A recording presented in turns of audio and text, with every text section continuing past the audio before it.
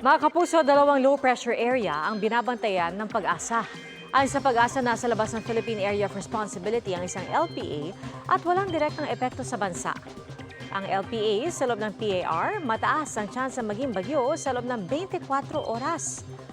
Huli itong namataan 630 kilometers northeast ng Itbayat, Batanes. Napakalapit din ito sa linya ng PAR kaya posible rin lumabas sa loob ng 24 oras. Southwest monsoon o habagat ang nagpapaulan sa Batanes at Babuyan Islands. Maaari naman magkaroon ng localized thunderstorms sa Metro Manila at ibang bahagi ng bansa.